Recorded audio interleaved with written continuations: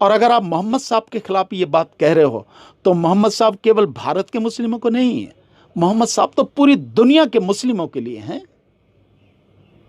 सो ये सारी चीजें, और एक व्यक्ति अगर ये कर रहा है, इससे बड़ा देशद्रोह क्या होगा। मुस्लिम समाज ने इस देश के लिए खून दिया है, इतिहास इस बात का गवाह है।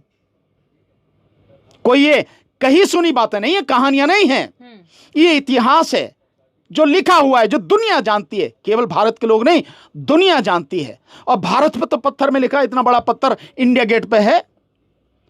वो मुस्लिम समाज के लोग तो देश की आजादी के लिए 64,000 से ज्यादा लोगों ने जो अपनी जान दी, लाखों में है, लेकिन 64,000 के तो नाम ही लिखे इंडिया गेट पर। कि जो व्यक्ति ये बात कह रहा है उसे मोहम्मद साहब के विषय में पहले जान लेना चाहिए कि अगर मोहम्मद साहब को कोई पढ़ ले तो शायद उनके ऊपर इस प्रकार की विवादित टिप्पणी नहीं करेगा। मेरा मानना है कि शायद आपने पढ़ा होगा, इसीलिए आपने इतनी बड़ी बात कही है। मैं चाहूंगी कि आप बताएं दर्शकों को कि अगर उनको पढ़ लेंगे तो क्या बदलाव होगा। मैं नमस्कार, द जनता लाइव में आप सभी का स्वागत है। मैं हूं आपके साथ नलिनी। 28 सितंबर को जब देश भर में हिंदी दिवस मनाया जा रहा था तो इसी दौरान गाजियाबाद में एक आयोजन रखा गया जहां यति नरसिंहा राय को भी बुलाया गया, नरसिंहा आनंद को बुलाया गया और इस दौरान उनसे मंच पर बोलने को, संबोधन करने को कहा गया। जब वो मंच पर पहुंचे तो उन्होंने सबसे पहले अपने संबोधन की शुरुआत इस बात से कही कि अगर कोई रिकॉर्ड नहीं कर रहा है तो इसे रिकॉर्ड जरूर कर लेना। हर साल दशहरे पर रावण, मेघनाथ और कुंभकर्ण का पुतला जलाया जाता है। मैं मानता हूं कि रावण की कुछ गलती थी, मगर मेघनाथ और कुंभकर्ण की तो कोई गलती नहीं थी। दोनों पूरी तरीके से निर्दोष थे। यहाँ तक कि उनमें से एक तो बहुत बड़ा विज्ञानी था और दूसरा बहुत बड़ा चरित्रवान था। अगर जलाना ही है तो इन तीनों के पुतले को ना जलाकर दशहरे पे आप मोहम्मद पैगंबर के पुतले को जलाइए। फिर क्या था, ये टिप्पणी आग की तरह सोशल मीडिया पर फैल गई और अब लगातार नरसिंहानंद के अरेस्ट की बात चल रही है। लगातार लोग इस चीज की मांग कर रहे हैं कि उनको अरेस्ट किया जाए और सोशल मीडिया पर यह ट्रेंड कर रहा है। इसी विषय पर आज हमारे साथ बातचीत करने के लिए सुप्रीम कोर्ट के अधिवक्ता भानु प्रताप जी मौजूद हैं। सबसे पहले सर आपका बहुत बहुत स्वागत है।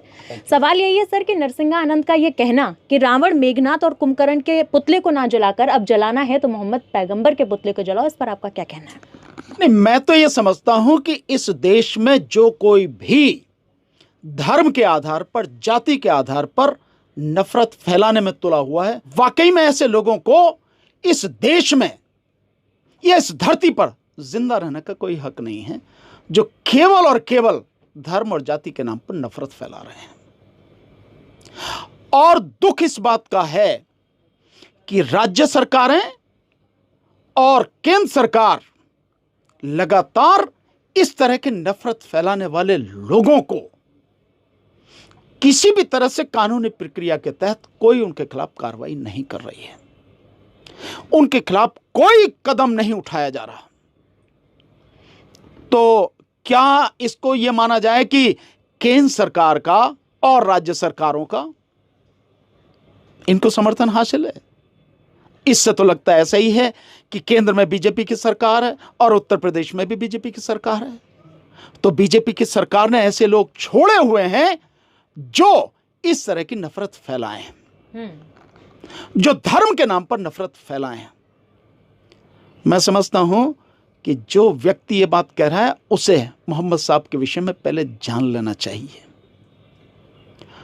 और मोहम्मद साहब के विषय में इस तरह की बात कहना ही सबसे बड़ा आतंकवाद है। जिस आतंकवाद की बात ये करते हैं, ये वो आतंकवाद है जो मोहम्मद साहब के विषय में इस तरह की बात कहकर फैलाया जा रहा है। और ये देश में धार्मिक आधार पर दंगा कराने की एक घिनौनी साजिश है, जिसको मैं दावे के साथ कह सकता हूं, मैं पूरे विश्वास के साथ कह सकता हूं कि चुप रहकर केंद्र की सरकार और राज्य की सरकार इसको सपोर्ट कर रही है। वो चाहती हैं कि इस देश में, इस प्रदेश में दंगा हो जाए ताकि उस दंगे का लाभ वो राजनीतिक रूप से ले सकें। नहीं तो अब तक इतनी बात कहने के बाद वो आदमी न केवल सलाखों के अंदर होना चाहिए था, बल्कि उसके जितने भी ठिकाने हैं उन पर बुलडोजर चल जाना चाहिए था, क्योंकि नफरत फैलाने के अड्डे हैं। ऐसा कुछ नहीं हुआ।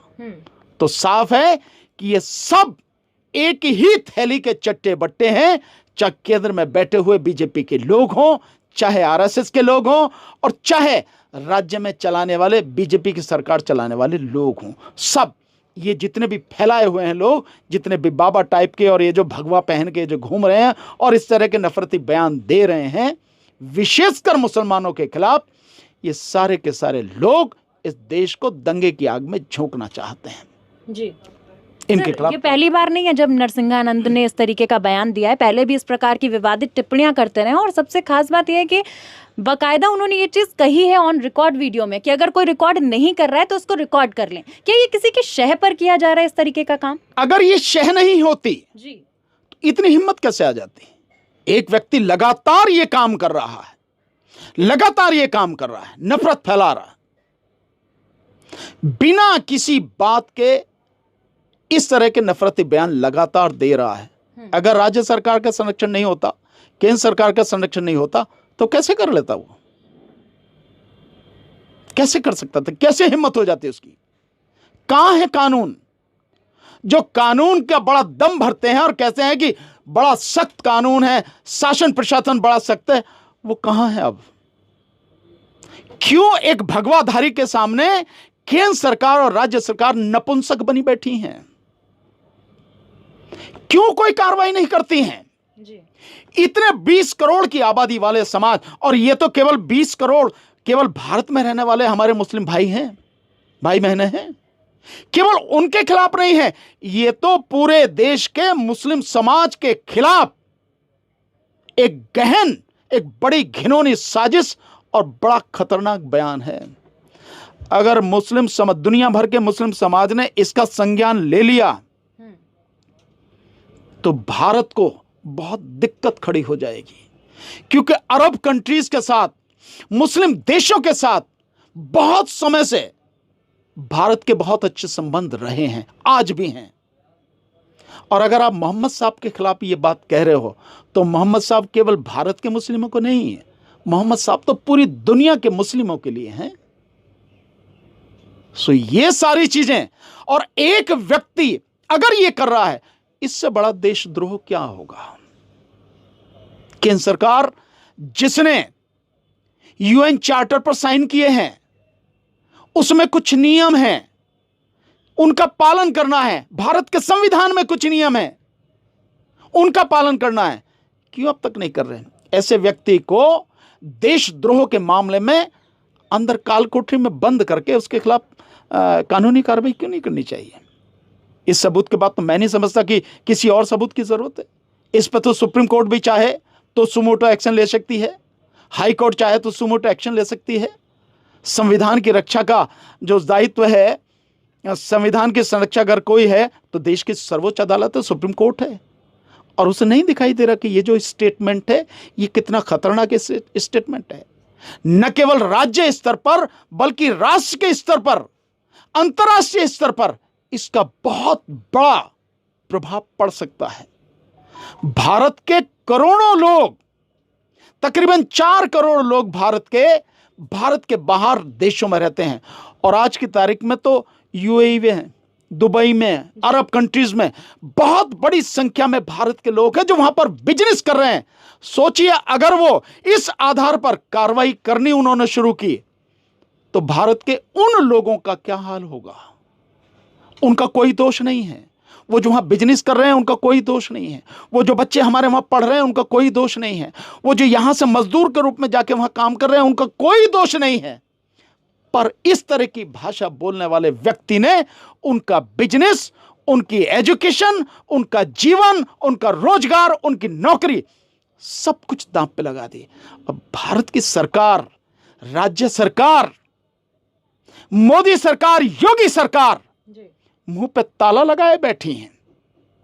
देश के खिलाफ इतनी बड़ी बात कही गई है, देश के लोगों के खिलाफ इतना बड़ा बयान दिया गया है और सरकार चुप बैठी है, तो यही माना जाएगा कि सरकार कहलवा रही है, सरकार इसमें शामिल है, चाहे तो प्रत्यक्ष रूप से और चाहे परोक्ष रूप से उसकी भागीदारी तो है।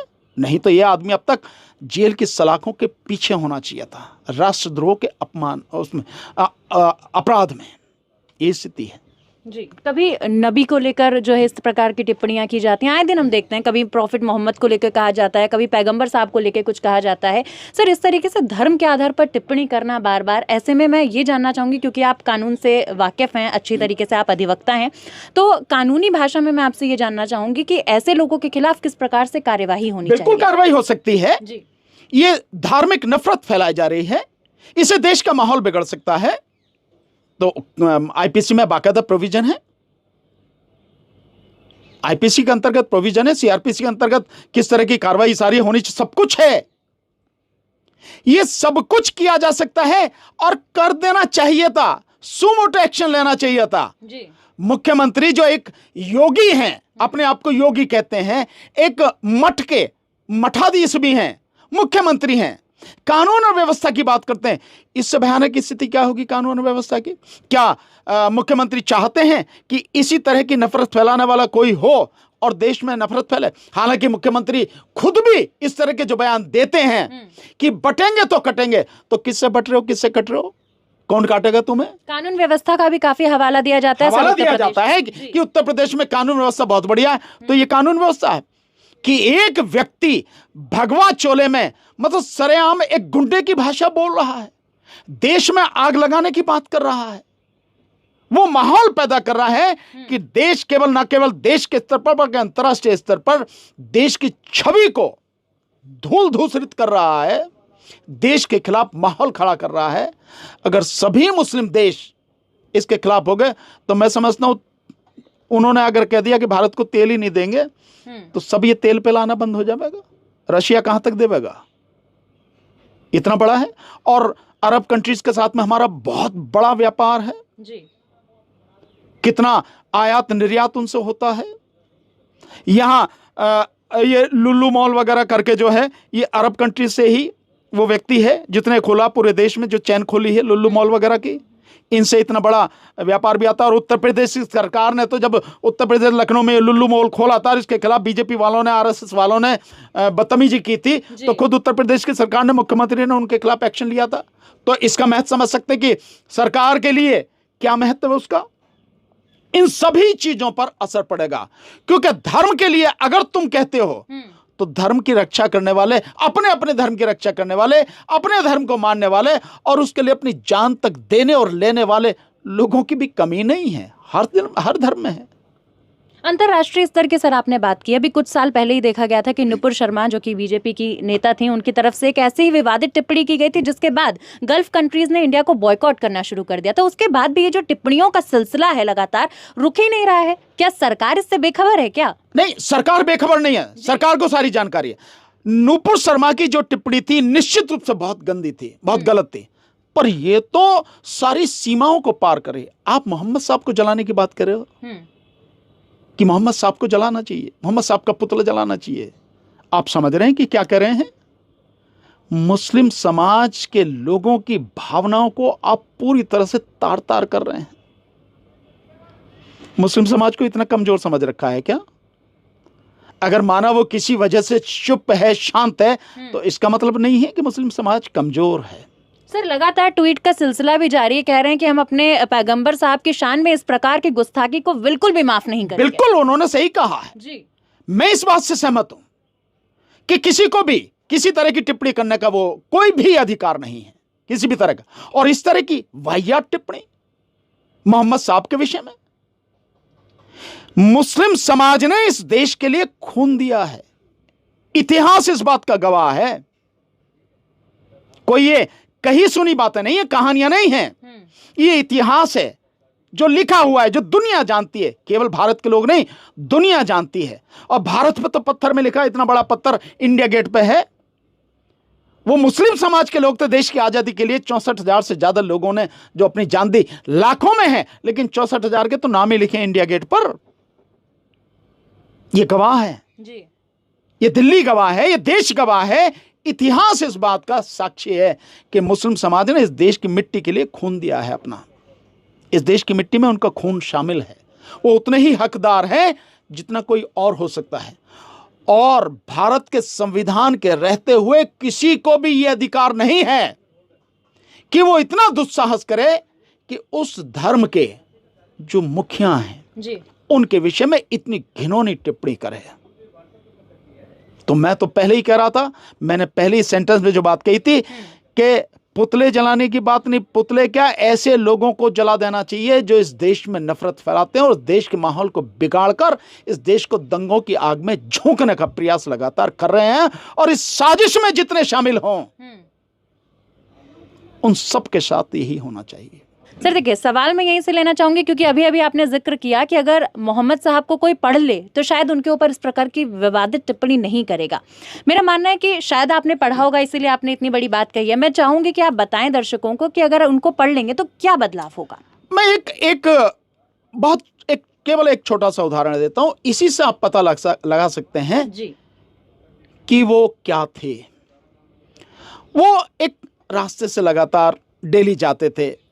अब मुझे एग्जैक्ट ये नहीं मालूम कि वो नमाज अदा करने के लिए जाते थे या किस लिए जाते थे। जी। तो एक गरीब महिला थी, वो उन्हें पसंद नहीं करती थी, तो वो जब मोहम्मद साहब उधर से निकलते थे बताया जाता कि उनके ऊपर कूड़ा फेंकती थी। एक दिन जब मोहम्मद साहब जा रहे थे उस रास्ते से तो कूड़ा नहीं उनके ऊपर गिरा, और वो कूड़ा जब फेंकती थी तो मोहम्मद साहब कुछ नहीं बोलते थे, कुछ भी, चुप चले जाते थे, कपड़े झाड़े और चले गए। तो जब एक दिन कूड़ा नहीं डाला गया तो उन्हें, यार आज क्या हुआ, तो वो उस महिला के विषय में उन्होंने पता किया, पूछा, उसके पूछते पूछते उसके घर पहुंचे, पता लगी कि महिला बीमार थी। वो महिला जो कूड़ा डालती थी डेली, महिला बीमार थी। वो गए वहां, उसका देखा, उसकी जो है सेवा वगैरह उन्होंने करनी शुरू करी, उसका इलाज वगैरह कराने की उन्होंने व्यवस्था करी सारी बात। तो वो कहती है महिला कि मैं तो हमेशा आपके ऊपर कूड़ा डालती थी, लेकिन आप मुझे देखने आए हैं, मेरे इलाज की व्यवस्था करा रहे हैं, मुझे क्षमा कर देना। तो उन्होंने कहा नहीं, ऐसी कोई ये क्षमा करने की बात नहीं, तुम्हें जब तक जानकारी नहीं थी तुमने इस तरह से किया,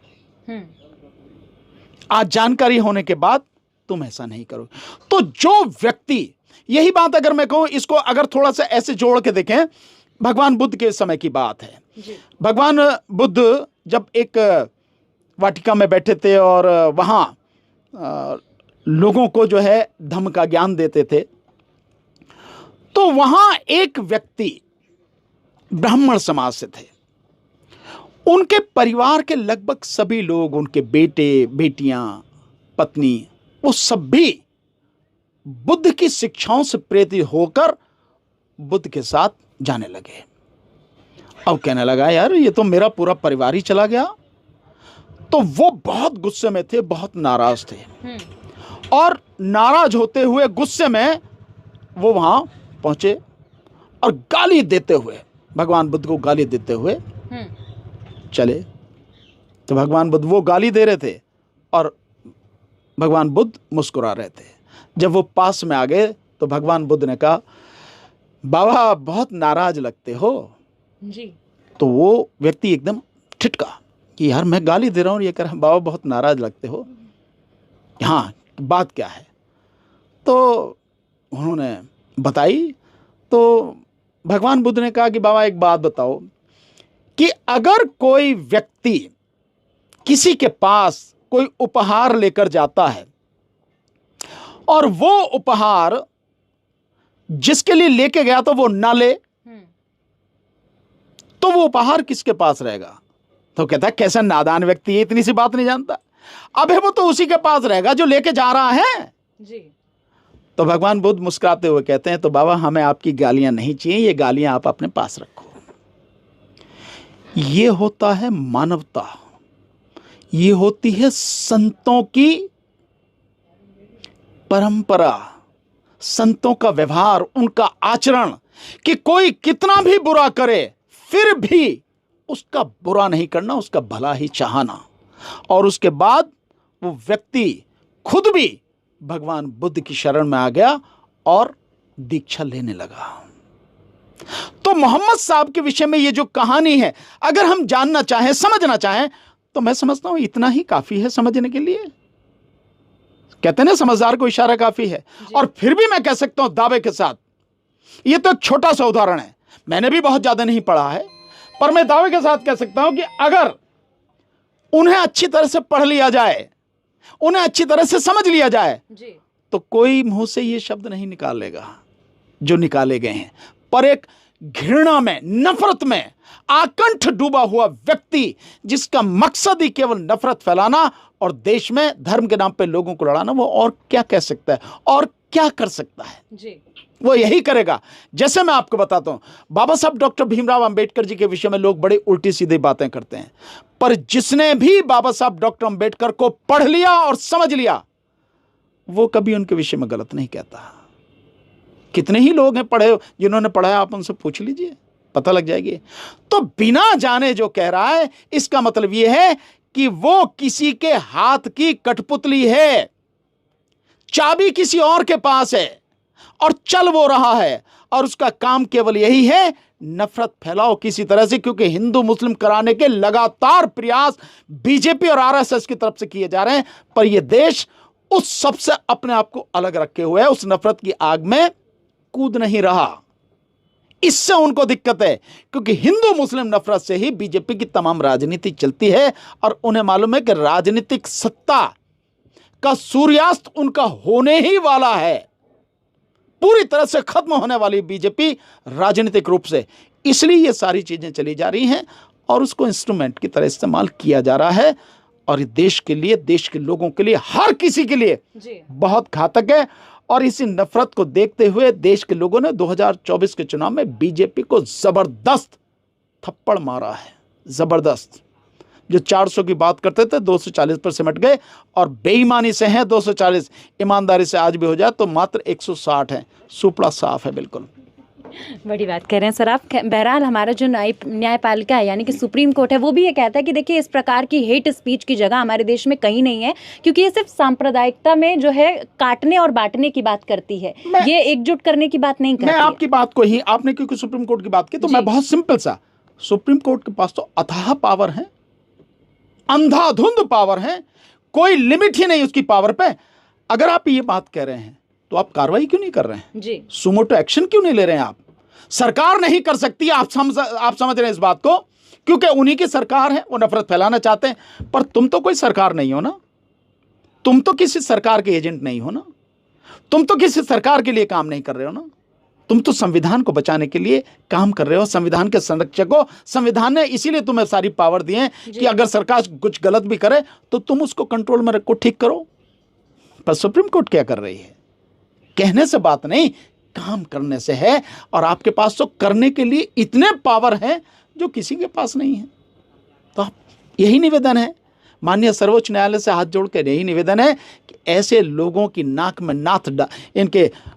नाथ डालने के लिए, कंट्रोल करने के लिए कुछ करो, कुछ करो, कहो नहीं करो, बस इतना ही मेरा निवेदन है। बिल्कुल, बहुत सहज अंदाज में सर आपने निवेदन किया। और साथ ही साथ देखिए इस प्रकार के मुद्दों पर हम हमेशा कहते हैं कि इस प्रकार की टिप्पणियों की हमारे समाज में कोई जगह नहीं है, क्योंकि ये टिप्पणियां हमारे समाज को काटने और बांटने की बात करती हैं। बहरहाल आपका बहुत बहुत शुक्रिया सर हमारे साथ इस पूरे मुद्दे पर अपनी राय साझा करने के लिए। आप सभी से निवेदन है कि इस प्रकार के तमाम मुद्दों से जुड़े रहने के लिए और बने रहने के लिए, जानकारी साझा करने के लिए हमारे साथ जुड़े रहें। देखते रहिए द जनता लाइव।